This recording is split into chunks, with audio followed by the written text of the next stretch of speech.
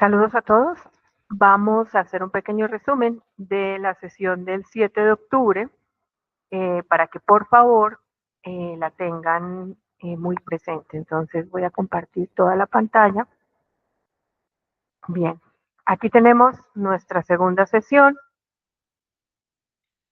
Entonces, ¿cuáles fueron los aspectos más relevantes que tratamos en esta sesión? Primero, entendimos qué quería decir ADI, que básicamente es análisis, diseño, desarrollo, implementación y evaluación. ¿De qué? Pues esta es una metodología de las fases para hacer diseño instruccional en ambientes virtuales.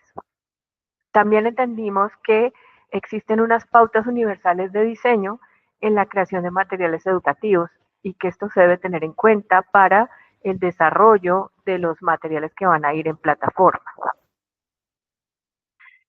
Hablando ya específicamente acerca del diseño instruccional, entendimos que es un proceso en el que confluyen lo académico, lo pedagógico y pues la mediación tecnológica y que está fundamentado en teorías del aprendizaje que se enfocan en la planeación y estructuración de experiencias educativas valiosas para los estudiantes en el aula, en entornos virtuales.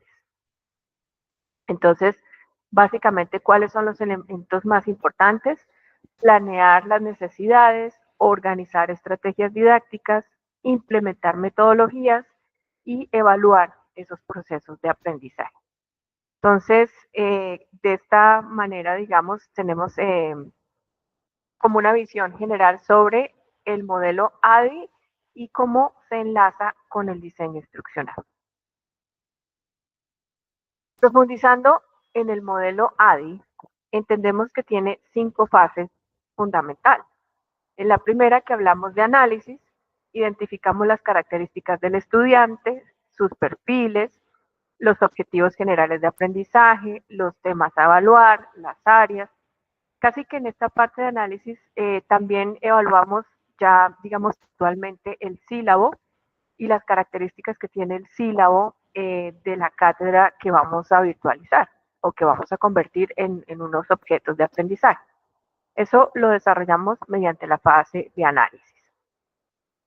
Inclusive comentábamos en clases anteriores que en esta fase de análisis también es pertinente entender un poco el contexto de las personas desde el punto de vista económico, social, cultural, y hablábamos de cómo en Colombia hay muchas zonas rurales o intermedias, digamos, donde tal vez los chicos solo tienen acceso a estas plataformas a través de su celular.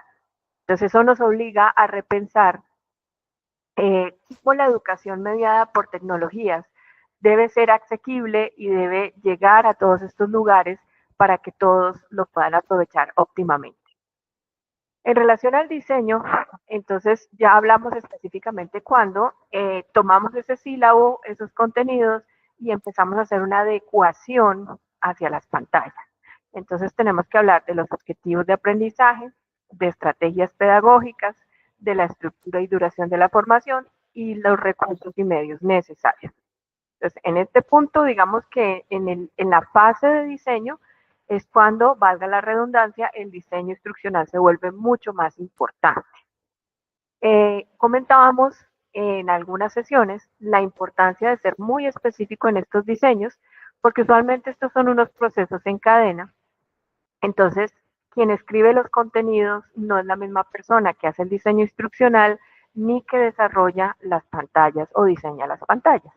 Entonces, todo debe estar muy bien estructurado para que estas 3 personas que no se conocen y no trabajan juntas puedan desarrollar de manera óptima el producto final, que es el curso que se verá en plataforma. Entonces, en el desarrollo, pues evidentemente hablamos de los guiones gráficos y los recursos. Entonces, lógicamente, aquí sí ya intervienen las personas, los diseñadores gráficos, inclusive adecuadores, realizadores audiovisuales, etcétera, que toman esa información y la convierten en elementos propios para las pantallas.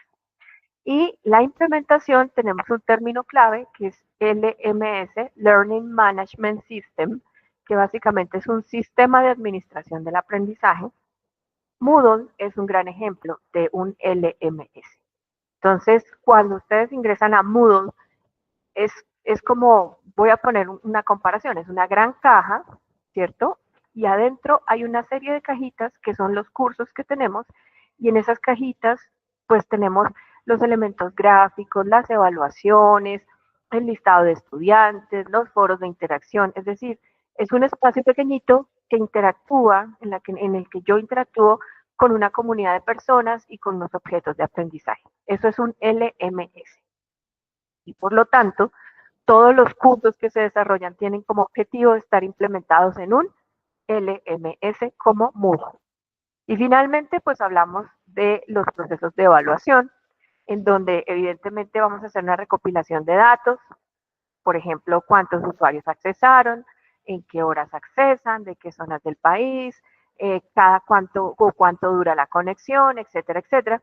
Pero también hablamos de la evaluación que se debe desarrollar, no solamente del tema, sino del programa como no digamos programa de la asignatura que estamos impartiendo. Entonces, en ese sentido, también debemos proyectar una serie de evaluaciones, ¿cierto?, que estén acordes a las características no solamente de la asignatura, sino a los contextos sociales de las personas a las cuales va dirigida el curso. Bien, eh, hablamos también de algo interesante que es la metacognición y básicamente entendimos que es como una escalera. ¿En qué sentido? Primero, entiendo que el estudiante reconoce lo que yo le estoy dando en la sesión y de una u otra manera trata de explicar esos elementos. Después, los estudiantes interactúan sobre lo que han aprendido, ¿cierto? Y aquí hablamos de un aprendizaje social, de un aprendizaje inclusive en red, muchas tendencias que nos están llevando a la utilización de otros sistemas anexos al LMS, por ejemplo, eh, hoy en día es muy común utilizar WhatsApp para transmitir información, para dialogar entre todos. Perdón. Luego los estudiantes contextualizan para qué les sirve el aprendizaje y en este punto de para qué sirve y cómo lo puede utilizar, interviene un desarrollo enfocado a talleres o tareas o actividades que sean o que se basen en la experiencia del alumno hacia un contexto real. Si bien estamos en un medio digital y virtual, debemos propender porque el estudiante entre en su contexto, porque lo asimile de acuerdo a su localidad, a su zona, a su barrio, a su sitio, ¿cierto? Y que encuentre una aplicación real de ese conocimiento. Y finalmente, cuando el estudiante lo aplica, aquí retomé un poco las teorías de Ausubel o Ausubel, como lo quieran nombrar, que es el padre de la teoría del aprendizaje significativo. Básicamente, ese conocimiento que yo tengo, si yo lo conecto con algo que sea útil para mí, es un aprendizaje mucho más profundo. Es un aprendizaje que hacia el interior genera como un ancla. ¿Sí? Entonces, ok, yo hice un ejercicio sobre esto, ahora lo veo en un contexto real, ahora sí lo puedo aplicar a otras situaciones. Entonces, esta es la escalera de la metacognición. Bien, y terminamos un poco hablando de las pautas del diseño universal,